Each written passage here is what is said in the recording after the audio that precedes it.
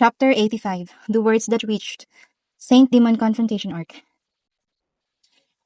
Storm Dragon Valdora has been reborn. This report caused a great panic within the Western Saints Church that the connection that was lost with the subjugation team was quickly discovered. They were strictly ordered to report at regular intervals, so a loss of connection indicated some misfortune. So upon hearing this report, Hinata immediately decided to set off to Tempest. But at that moment came the surprising news of Storm Dragon Valdora's revival, which resulted in Hinata, who was preparing to set off, to be summoned by the Holy Empire Rebellions, most influential officials.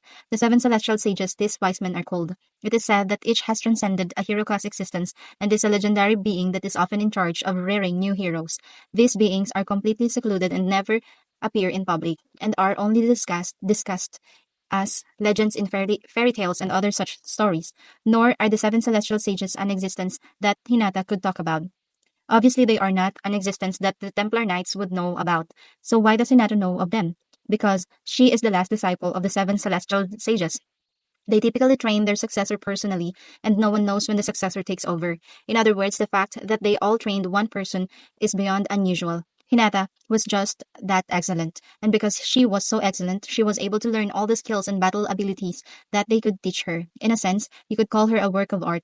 Few people from the Holy Empire of Rebellion could order Hinata around. In other words, you could even say that all power was vested in her. After inheriting her post from her predecessor, she began her reign in the top echelons of the country. Who could order her?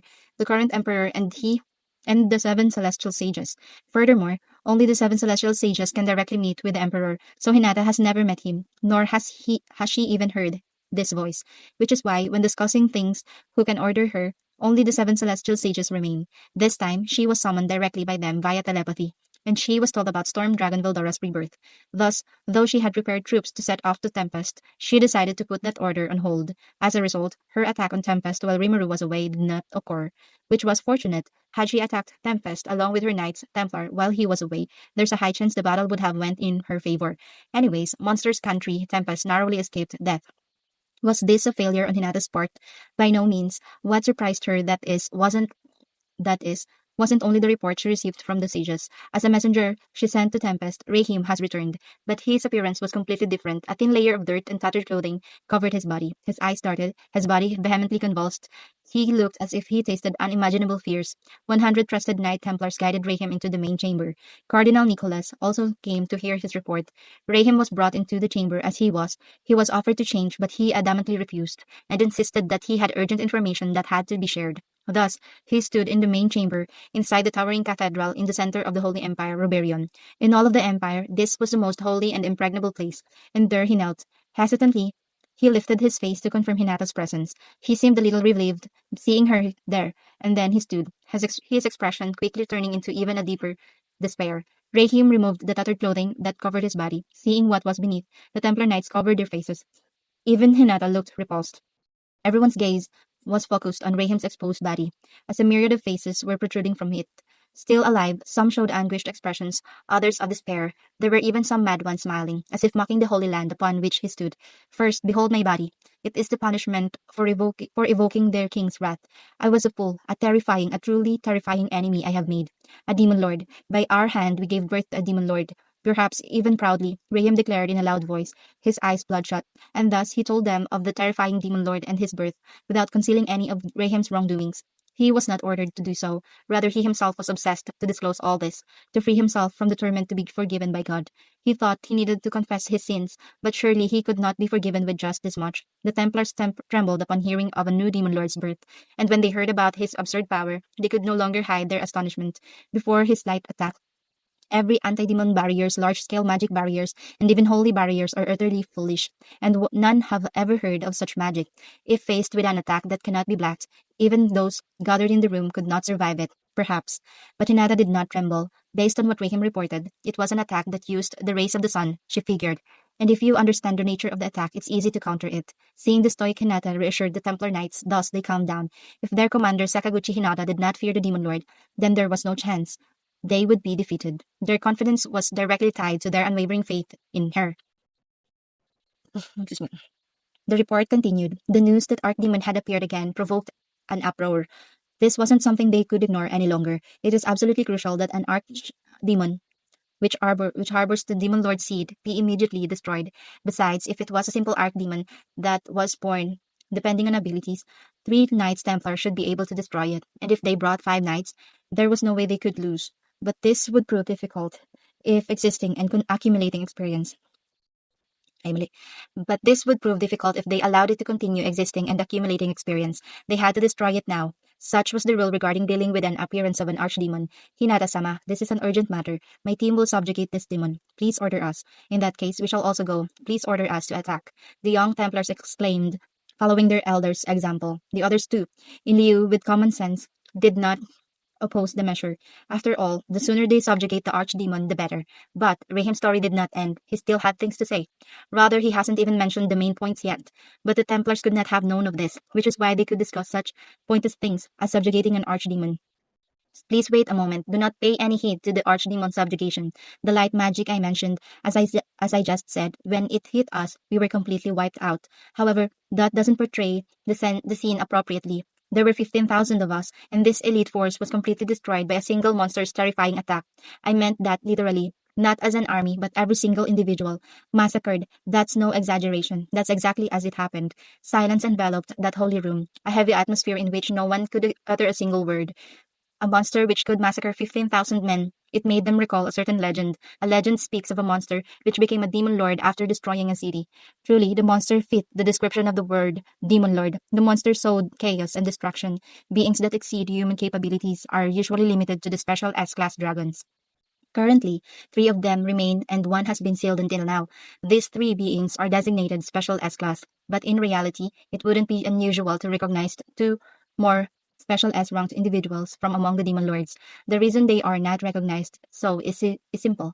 They were mostly active before the church has been formed and have yet to produce any further casualties. In other words, should they resume their rampage, they will be recognized as special S-ranked beings. They will be recognized as a being that cannot be defeated by human hands.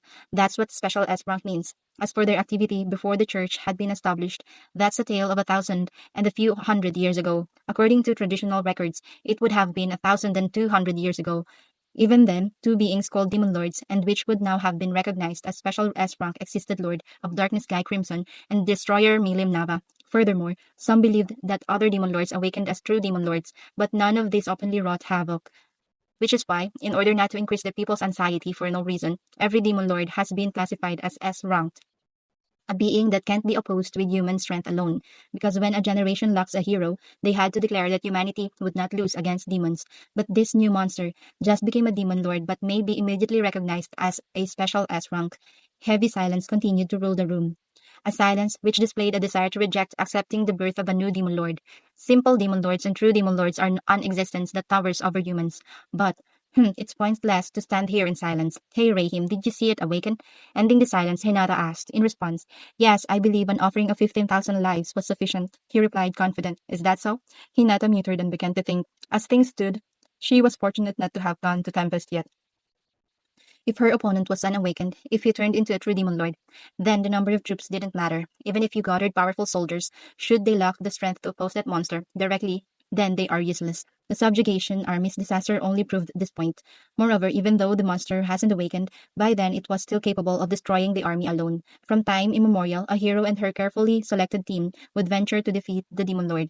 And since that's the case, I guess I'll have to go, huh? She muttered. If the opponent is a demon lord, Hinata would have to go herself.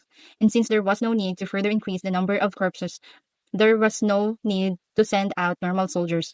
An elite few, perhaps 100 Knight Templar, could win this battle and have a higher chance of victory than a larger force. Hinata accelerated her thoughts again and again and again, because she had to ascertain her victory, and as if interrupting her thoughts, a pained expression appeared on Rahim's face, and from within his chest a new face arose. Rahim's pained expression quickly turned serene. Test, test, test. Can you hear me? It's already recording. Already? Seriously? Whatever. Cough. Should I say, pleased to meet you. I am the Lord of Tempest, Rimuru. I'll say this in advance. This is a message. Even if you address this messenger, I won't hear you. So keep that in mind. The face said. A number of soldiers came at Rahim's sword drawn, but were stopped by these words.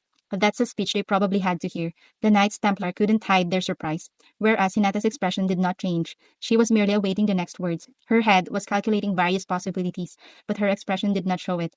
That's just how much control she had over her heart and mind. Did the messenger suit your tastes? Good taste, right? Oh, but I didn't design him. Don't get any weird ideas. This wasn't my idea either.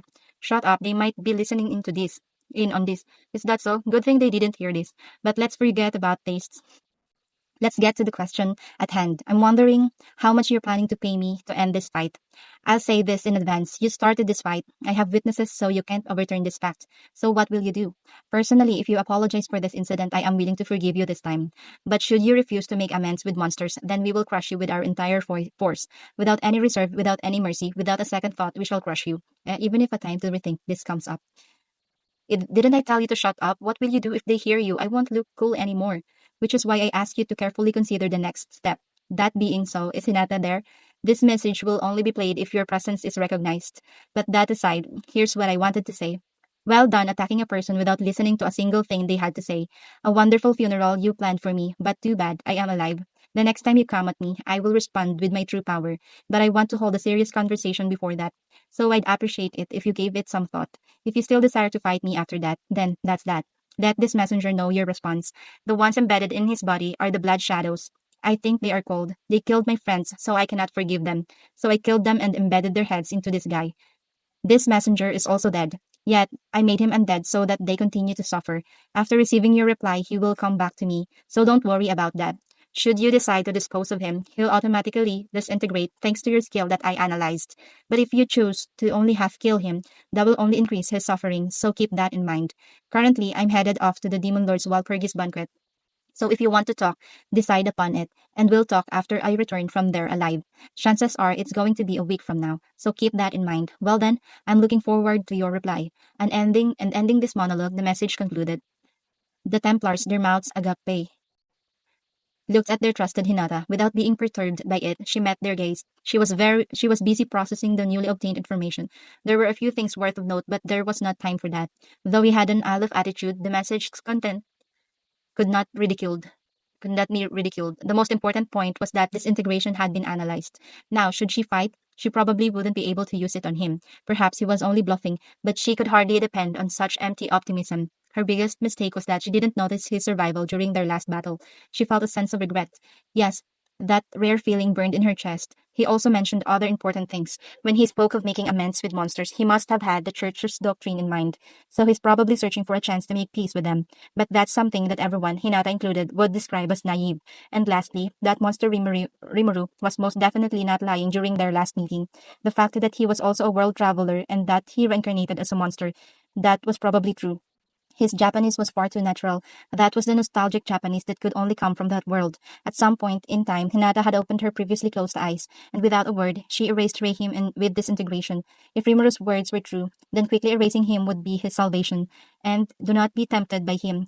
Our creed is absolute. We should pay no heed to some lowly monster, she declared to the knights. Though she may have just contradicted herself, that wasn't something she could admit to. That is, if they were to ignore the monster's words, there was no need to disintegrate Rahim. It was because she believed him that she did it, but the knights didn't notice it. She was the emperor's personal guard captain and led the knights herself. As their captain, she had to serve as the absolute example. Thus, leading the hardened Templars was the reason for her previous words. Now then, what should I do? She wasn't sure she could win this time. Though Hinata fell into melancholy, her face did not show it. What a difficult dilemma befell her. But for Hinata, this was something she could just solve by continuing her calculations, so she thought. End of chapter 85.